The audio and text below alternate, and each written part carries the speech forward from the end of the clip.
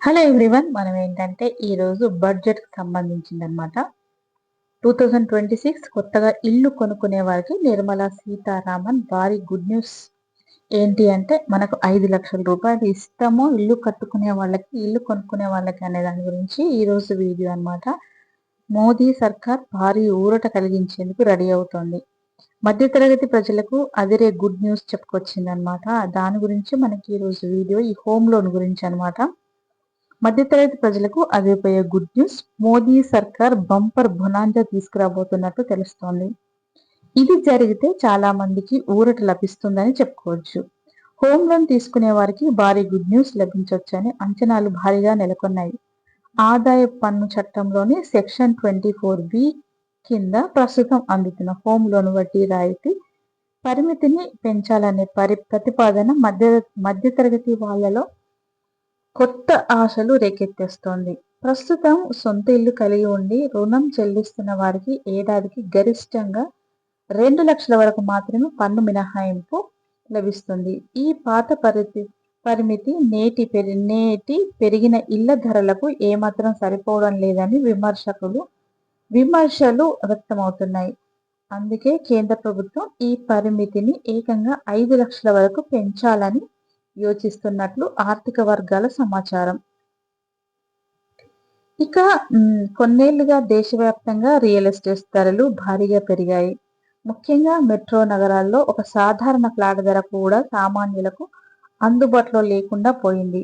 దీనికి తోడు బ్యాంకులు వడ్డీ రేట్లు పెంచడంతో నెలవారీ ఈఎంఐ భారం కూడా భారీగా పెరిగింది. దీంతో పాత రాయితీ పరిమితి వల్ల పన్ను చెల్లింపు ధరలకు ఆశించిన స్థాయిలో ప్రయోజనం కలగడం లేదని, అందుకే ప్రస్తుత ఆర్థిక స్థితిగతులను అనుగుణంగా మార్పులు చేయాలని నిపుణులు కోరుతున్నారు. ఒకవేళ ప్రభుత్వం ఈ రాయితీని 5 లక్షలకు పెంచితే మాత్రం అది మధ్యతరగతి కుటుంబాలకు గొప్ప ఊరటిస్తుంది.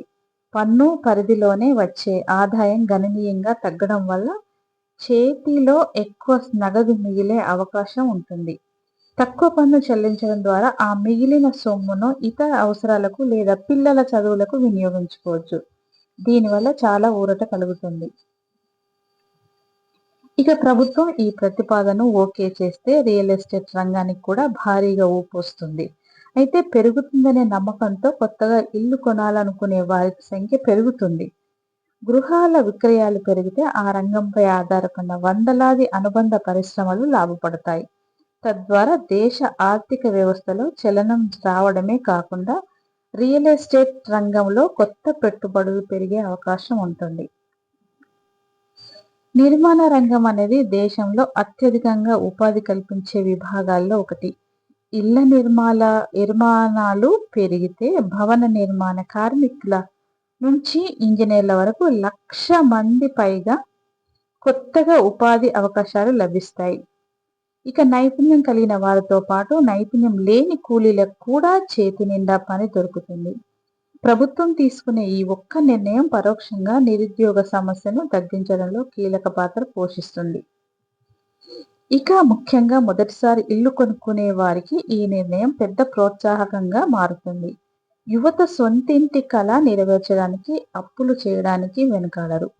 బ్యాంకుల నుంచి తీసుకున్న అప్పుపై ఎక్కువ వడ్డీ మినహాయింపు లభిస్తుందంటే అది వారిపై మానసిక భారాన్ని తగ్గిస్తుంది.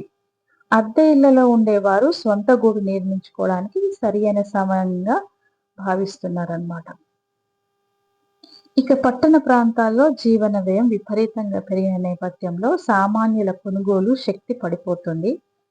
పన్ను రాయితీలు పెంచడం ద్వారా ప్రజల వద్ద ఖర్చు చేయడానికి ఎక్కువ డబ్బు అందుబాటులో ఉంటుంది. ఇది అంతిమంగా మార్కెట్లో వస్తువుల డిమాండ్ పెరగడానికి దోహదపడుతుంది. ఇక మధ్యతరగతి వర్గాన్ని మనము దృష్టిలో పెట్టుకొని ఈ రాయితీని కనుక మనము ఉపయోగించుకున్నట్టయితే మనం ఒక రకంగా స్థిరపడ్డామనే చెప్పొచ్చు అన్నమాట.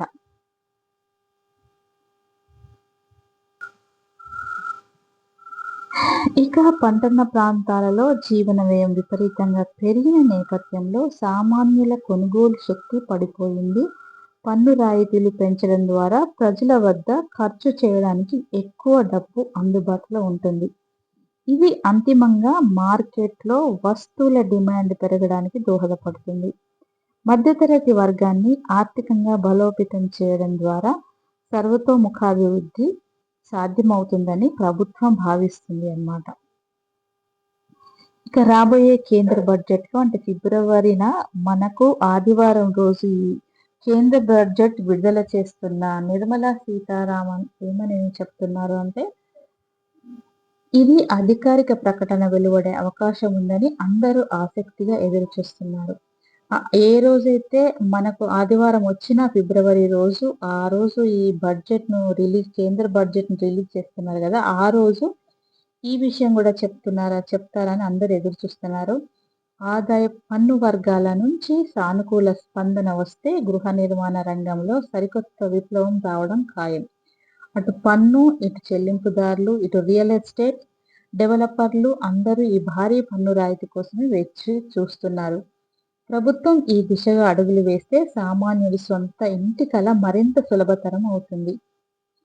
ఇది అన్నమాట దీనికి సంబంధించిన మన అంటే మధ్య తరగతి వాళ్ళ కోసం చేసే ఈ ఈ కార్యక్రమము నిజంగా చేసినట్టయితే ఎంతో విజయవంతంగా అప్పుడు ఎంతో కష్టపడి ఇల్లు ప్లాన్ చేసుకునే వాళ్ళకు ఇది అవుతుందని చెప్పేసి అంటే అంటే కొంతవరకు ఊరట కలుగుతుంది అని చెప్పొచ్చు.